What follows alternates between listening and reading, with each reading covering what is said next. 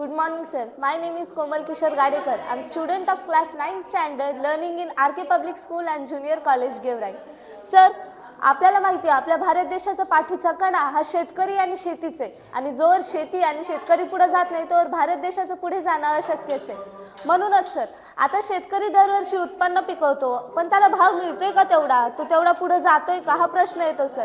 सरकार जेव्हा भाव ठरवते सर त्यावेळेस होतं असं की काही वेळेस नैसर्गिक आपत्ती येते तर काही वेळेस भाव पडतो, काही वेळेस त्याचं पीक वायाला जातं तर काही वेळेस शेतकऱ्याला तेवढे पैसे मिळत नाही.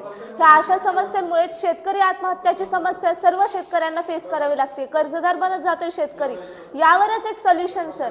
आता आपल्या बीड जिल्ह्याचंच उदाहरण घ्या सर. यावर्षी अतिवृष्टीमुळे कितीतरी शेतकऱ्यांचं पीक वायाला गेलं. आता सर दुसरं बघितलं तर काही 5 ते 6 वर्षांपूर्वी दुष्काळामुळे पीक वायाला गेलं. अशा समस्यांमुळे शेतकरी मागं पडतोय सर.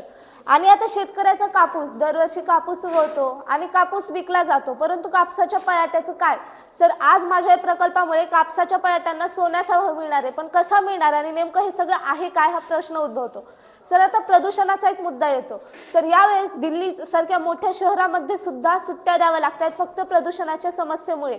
बीड जिल्ह्यामध्ये सुद्धा आत्ताच्या न्यूजपेपरला बातमी आली होती की प्रदूषणामुळे सकाळी फिरणं सुद्धा हानिकारक झाले. या अशा समस्यांना जर आपल्याला फेस करायचं असेल तर एक सोल्युशन आहे, ते म्हणजे इथेनॉल सर. आता प्रदूषणही इथेनॉल कमी करतं. आपण बऱ्याच जागी त्याला यूज करतो, परंतु इथेनॉलचा आणि इथेच काय संबंध कसा येतो तर सर मी इथेनॉल प्रोडक्शन करणार आहे. My project name is bio ethanol production from agricultural and farm waste. हे सिंथेसिस करण्याची प्रक्रिया नेमकं काय आणि हे करू शकतो का या प्रश्नावरच माझं सोल्युशन आहे सर. आता मी जे इथेनॉल बनवलं म्हणजे आपण जे इथेनॉल सध्या बनवत आहोत ते कापसाच्या ऊसाच्या चोथ्यापासून बनवलं जातं ते इथेनॉल. ऊसाचा उपयोग करून आता सध्या आपण इथेनॉल बनवतोय सर. परंतु मी इथेनॉल कापसाच्या पयाट्या ज्या आपण जाळून टाकतो ज्यांच्यामुळे प्रदूषण होतं आणि परत रोगराई वाढते त्या कापसाच्या पयाट्यांपासनं अगदी सर ह्या शेंगा माझ्या आईने भाजी केली होती सर त्या शेंगांच्या टरपलापासनं हे सर हे असे झाडं जे आपण फेकून देतो जाळून टाकतो गवत ह्यांच्यापासून अक्षरशः मी इथेनॉल बनवणार आहे. म्हणजे भारत देशातला कचरा ही व्यवस्थापन होईल आणि इथेनॉल पण मिळणार कसं हे नेमकं सर. मी 9th स्टँडर्डमध्ये असताना मला cell the unit of life हा चॅप्टर आहे आणि यामध्ये मला काही आश्चर्यजनक गोष्टी कळाल्या. मी न्यूजपेपर वाचता वाचता मला कळालं की पेट्रोल हे 50 ते 60 वर्षात संपुष्टात येणार आहे, इथेनॉल हे पर्याय. मग सर जे इथेनॉल आता बनवलं जातं ते बनवतात ऊसापासनं शुगर केन आणि शुगर केन हे आहे डायसॅकराईड. म्हणजे आता इथेनॉल बनवण्यासाठी कसं असतं ईस्ट हा बॅक्टेरिया आधी साखर खातो आणि अल्कोहोल देतो. मग या ऊसापासून बनवताना त्याच्यामध्ये असतात डायसॅकराईड म्हणजे फक्त 2 साखरेचे मॉलिक्यूल असतात आणि या 2 साखरेच्या मॉलिक्यूलपासून इथेनॉल बनवलं जातं. हे 2 काय असतात सर तर हे असतात सुक्रोज. हे सुक्रोज बनतं ग्लुकोज आणि फ्रुक्टोजपासून जे ग्लायकोसिडिक बॉन्डने जोडले जातात.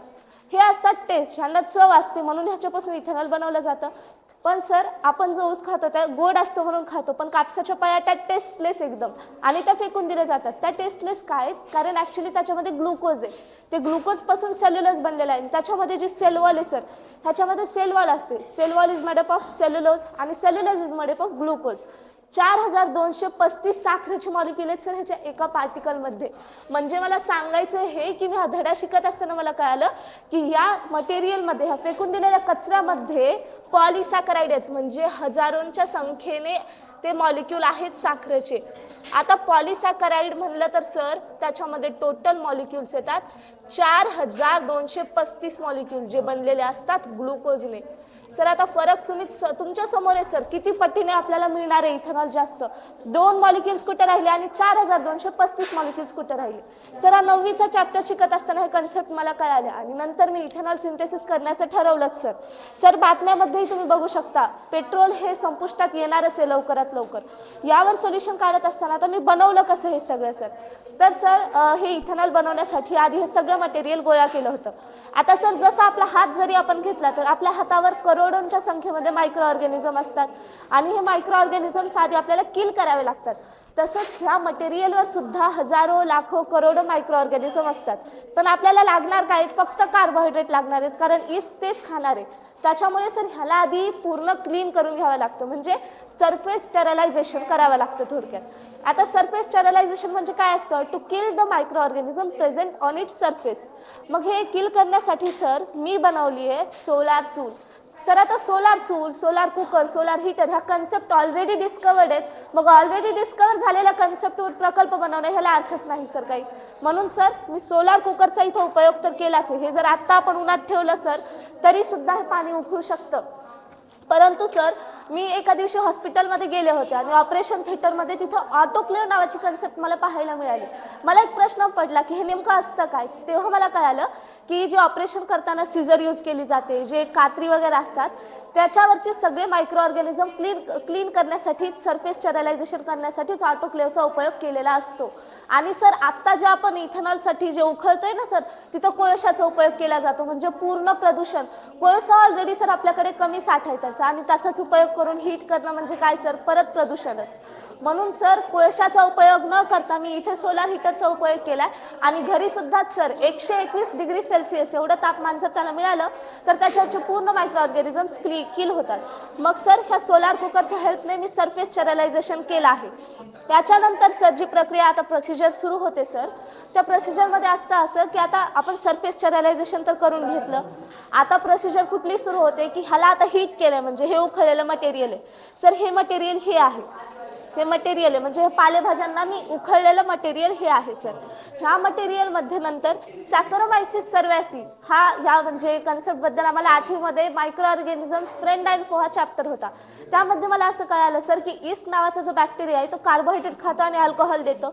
मग यामध्ये सर मी हा ड्राय ईस्ट यूज केलं होतं सर. परंतु जर मला राज्याला जाण्याची संधी मिळाली तर हे ईस्ट मी असं बनवणार आहे सर की त्याच्यामध्ये एक टेक्नॉलॉजी असेल सर, रिकॉम्बिनंट DNA टेक्नॉलॉजी, ज्याच्या सहाय्याने सध्या जे इथेनॉल बनवण्यासाठी हे टाकल्यानंतर 3 दिवसामध्ये इथेनॉल मिळतं, ते इथेनॉल मात्र 1 दिवसामध्ये आपल्याला मिळू शकतं रिकॉम्बिनंट DNA टेक्नॉलॉजीद्वारे. यानंतर सर मी ह्याच्यामध्ये ईस्ट टाकलं होतं, त्याचंही फिक्स प्रमाण होतं सर. जर आपण 10 लिटर असं एक्स्ट्रॅक्टेड मटेरियल घेत असू तर आपल्याला फक्त 5 ते 6 ग्राम ईस्ट लागणार आहे. आणि ईस्ट काय सर किती स्वस्त आहे सध्या, ते आपण असंच उपयोगी करतो.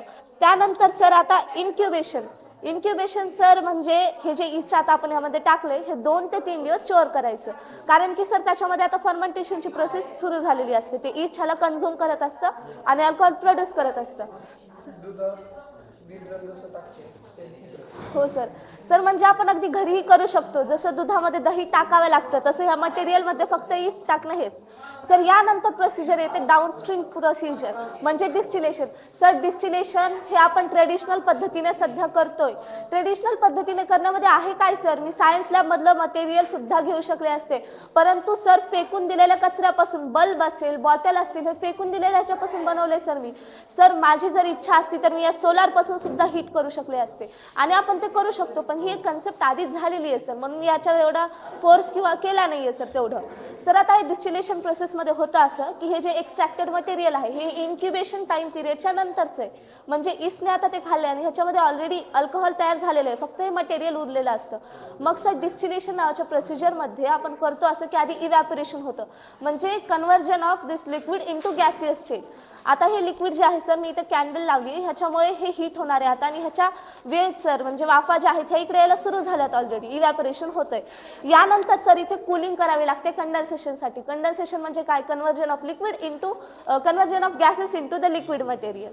मग सर आता यासाठी कूलिंग करावी लागेल. तर सर मी इथं मोटरची व्यवस्था केली आहे. ह्यामुळे सर काय होईल, हे पाणी वर येईल सर. झालं सर कूलिंगचे आपले ते हे होऊन जातं सर. इथं आता इथं पाणी आलंय सर आपलं ऑलरेडी. आता इथं कूलिंग होईल आणि कूलिंग नंतर कंडेन्सेशनची प्रोसेस सुरू होईल आणि इकडं आपल्याला फायनली सर मिळणारे अल्कोहोल, इथेनॉल, जे आपण कुठे यूज करतो सर नेमकं, हा प्रश्न पडतो. तर सर इथेनॉल आहे तरच पुढचं फ्युचर सिक्युअर आहे. का तर आपल्याला सगळ्यात जास्त गरज कशाची पडते सर सध्याच्या काळात, हॉस्पिटलची. साधं सर्दी खोकला झाला तर दवाखान्यात जावंच लागतं सर. पण हे अल्कोहोल खरंच आलंय का, तुम्ही बघा सर खरंच अल्कोहोल आहे का नाही. एकदम प्युअर अल्कोहोल मिळतं सर. आणि खरंच सर हे आहे त्याच्यामध्ये सॅकराइड, म्हणून करू शकतोच. आणि सायंटिफिकली पण हे प्रूव्ह आहे सर की सॅकराइड जर आपल्याकडे असतील हे पॉली त्याच्यामुळे होतं सर. आता ह्याचे ॲप्लिकेशन्स काय येतात नेमकं सर, हे इथेनॉल हॉस्पिटल्समध्ये यूज केलं जातं सर. प्रत्येक औषध जे आपण बनवतोय ते एक्स्ट्रॅक्ट करण्यासाठी कुठे ना कुठे इथेनॉल लागतंच सर. आता हे इथेनॉल जेव्हा आपण यूज करत असतो, जसं सर तुळशीचा पाला असेल, काही मटेरियल असे असतात जे पाण्यामध्ये डिझॉल्व्ह होत नाहीत पण अल्कोहोलमध्ये होतात, जसं सर तुळशीचा पाला. आता सर तुळशीचा पाला जर आपण त्या अल्कोहोलमध्ये टाकला तर त्याचं सगळं जे अर्क असतो जसं की ते खूप चांगलं आहे सर आपल्या हेल्थसाठी, ते सगळं त्याच्यामध्ये येतं सर त्या इथेनॉलमध्ये. नंतर सर आपण तेच इथेनॉल इकडे यूज करू शकतो आणि ते ॲज अ मेडिसिन पण यूज करता येईल. म्हणजे ती एक सायकल होणार आहे सर. आधी मेडिसिनमध्ये मग परत इथेनॉलमध्ये, हे सगळं सुरूच राहील सर. मेडिसिन्समध्ये खूप जास्त गरज आहे सर ह्याची सध्या. म्हणजे सर यामुळे होईल असं की कचऱ्यापासून आपला भारत आत्मनिर्भर बनण्याकडे वळू शकतो सर. त्यानंतर त्याचं ॲप्लिकेशन आहे. एअरपोर्ट म्हणजे नेमकं काय दाखवायचं तर सर इथेनॉल हे बेस्ट बायोफ्युल आहे सर. इथेनॉलमुळे प्रदूषण इतकं जास्त कमी होतं की आपण त्याचा अंदाजच नाही लावू शकत. सध्या जे आपण पेट्रोल वापरतोय सर ते 100% प्युअर नाही आहे, ते E20 आहे, म्हणजे इथेनॉल 20% ब्लेंड आहे त्यामध्ये. आणि sir Nitin Gadkari sir, ministers of roads and transport sir, ही एक अभिमानाची गोष्ट असेल जर हा प्रकल्प बीड जिल्ह्याने पहिल्यांदा जर राज्याला नेला. आणि सर ह्यावेळेस सर राज्यस्तरीय प्रदर्शन नागपूरला होणार आहे, म्हणजे नितीन गडकरी सरचं सर गाव ते असं समजू शकतो. त्यांच्यापर्यंत जर हा प्रकल्प गेला आणि त्यांचं स्वप्न सर इथेनॉल प्रोडक्शन, प्रदूषण कमी करणं हे पूर्ण होऊ शकतं सर. कारण अगदी कचऱ्यापासून बनवायला होतं आपण 2 मॉलिक्युल्स कुठं सर आणि 4235 कुठं सर. ट्रान्सपोर्टेशनमध्ये अगदी एअरपोर्टमध्ये सर, एरोप्लेनमध्ये सुद्धा आपण हे फ्यूल म्हणून यूज करू शकतो. आणि प्रदूषण सर 83% पर्यंत कमी होतं. पेट्रोलमध्ये जे प्रदूषण होतंय सर ते पूर्ण कमी होऊ शकतं ह्या इथेनॉलच्या वापरामुळे. आणि सर आत्ताच्याच बातम्या बघा ना तुम्ही, इथेनॉलचे उद्योग विश्व सर, हे 50 ते 60 वर्षात पेट्रोल संपुष्टात येणार आहे सर. मग आपल्याला लागणार कशाची गरज सर इथेनॉलची. आणि इथेनॉल प्रदूषण पण करत नाही सर. आता हा बघा तुम्ही न्यूजपेपर, शेतकऱ्याबद्दल तुम्हाला कळेल सर. कापूस आणि सोयाबीन यांबद्दलच लिहिलं सर. हा आजचा पेपर आहे, तुम्ही तारीख बघा सर. आजच्या पेपरमध्ये बातमी आहे की शेतकऱ्याला योग्य तो भाव मिळत नाहीये, त्याची जी अर्थव्यवस्था आहे ती विस्कळीत होत चालली आहे सर. कापसाला भाव मिळत नाहीये, विस्कळीत होतीये सर ही अर्थव्यवस्था सर. पेपरमध्ये अशा बातम्या येतात आणि ह्या दोन्ही समस्या, प्रदूषण असेल आणि शेतकरी असेल, या दोन्ही समस्यावर उपाय म्हणजे हा माझा प्रकल्प आहे sir. Synthesis of bioethanol from agricultural waste, from house waste and from the all waste which we are doing sir. हाच माझा प्रकल्प आहे सर. हा जर पुढे गेला तर नक्कीच ही अभिमानाची आणि गर्वाची गोष्ट असू शकते. आणि सर अख्ख्या भारत देशात हे अजून कुठंच नाही सर, कुठं सुद्धा केलेलं नाही सर. मी जेव्हा रिसर्च पेपर्स वाचले तेव्हा कळालं चायना आणि जपान सारखे देश सुद्धा इथेनॉलसाठी तरसत आहेत. आणि सर तिथे सुद्धा अजून हे झालं नाही. आणि एक पण रिसर्च पेपर यावर नाहीये सर की आपण अशा कापसाच्या पयाट्यापासून सुद्धा इथेनॉल बनवू शकतो. यामुळे सर हा प्रकल्प मी सक्सेसफुली करून दाखवलाय सर.